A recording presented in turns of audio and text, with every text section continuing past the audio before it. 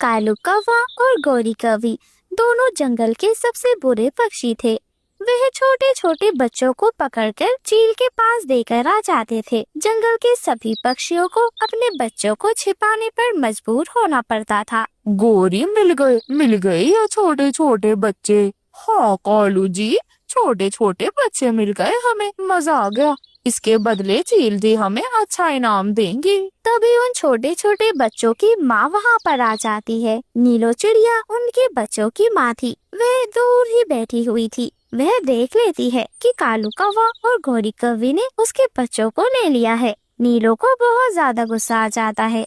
नीलो चिड़िया पत्थर उठाती है और कालू कौवे और गोरी कौवी पर हमला कर देती है। कालू कौवा और गोरी कौवी के पत्थर जाकर लग जाते हैं। वह जख्मी हो जाते हैं। दुष्ट कौवे, मेरे बच्चों को छोड़ दे। अगर तूने मेरे बच्चे को एक पर भी लगाया तो मैं तेरी जान ले लूंगी। अभी तो छोटे छोटे पत्थर मारे हैं, अब मैं तेरे बड़े बड़े पत्थर मारूंगी।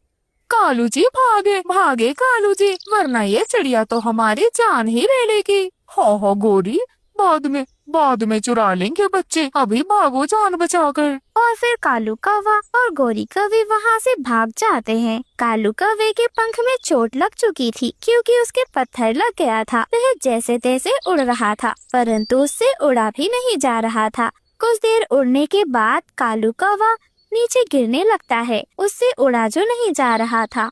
फिर वह गोरी कौवी के साथ वहीं पर बैठ जाता है। रास्ते से रानो चिड़िया का पति टुन्नो चिड़ा गुजर रहा था। गोरी कुछ करो, मेरी जान निकल रही है दर्द से। कुछ करो गोरी, किसी से मदद मांगो, मुझे दवाई दिलाओ, मुझे डॉक्टर के पास लेकर चलो गोरी। गोरी कौवी के भी चोट लगी हुई थी। वह बेचारी कर भी क्या सकती थी। तभी रानो चिड़िया का पति टुन्नो चिड़ा रास्ते से गुजर रहा होता है। अरे इन पक्षियों की चोट कैसे लग गई, मुझे जाकर देखना चाहिए। और फिर वह उनके पास जाकर उनसे पूछता है, अरे कौवे भैया, कौवी बहन, क्या हो गया? आपके तो बहुत खून निकल रहा है। आप एक काम करें, मेरे साथ मेरे घर पर चलें। टुन्नो चिड़ा कालू कौवे और गोरी कौवी को अपने साथ ले जाता है।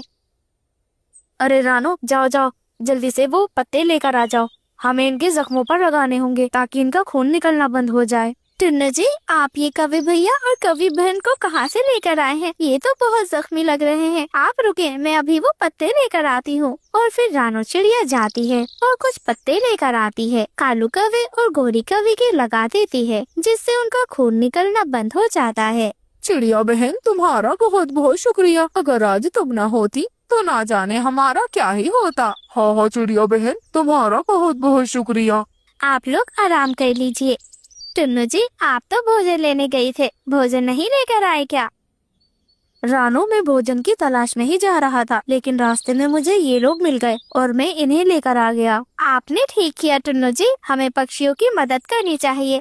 आखिर एक पक्षी ही तो दूसरे पक्षी के काम में आता है। और फिर रानो चिड़िया घर में कुछ रखे हुए चावलों से खिचड़ी बनाती है और कालू कौवे और गोरी कौवी को खिचड़ी खिलाती है। कालू कौवा और गोरी कौवी अब पहले से बेहतर महसूस कर रहे थे। तभी टुन्नो चिड़ा कहता है, कौवी बहन, कौवे भैया, मैं जंगल से बाहर जा रहा हूँ, चलो मैं आपको आपके घर तक छोड़ दूंगा। तो टुन्नो भैया, ऐसा ना कहे, अभी तो हमें बहुत ज्यादा तकलीफ है, हम खुद ही चले जाएंगे। आज रात हमें यहीं रुकने दे, क्यों कालू जी? हाँ, आज रात हमें यहीं रुकने दो, हमारे पंख में बहुत दर्द है, हमसे उड़ा नहीं जाएगा। और फिर रानो चिड़िया उनका घोंसला लगा देती है। एक घोंसले में कालू कौवा और गोरी कौवी सो रहे थे, वहीं दूसरी तरफ रानो चिड़िया दूसरे घोंसले में सो रही थी। आधी रात हो जाती है। आधी रात को कालू कौवा गोरी कौवी को उठाता है। गोरी उठो, अरे जल्दी उठो, आधी रात हो गई है। चिड़िया की छोटी सी बच्ची भी सो गई होगी, चलो उसे ले जाकर हम फुर हो लेंगे। कालू जी, ये आप क्या कह रहे हैं? इन्होंने हमारी कितनी मदद की है, क्या आप ऐसा करेंगे इनके साथ?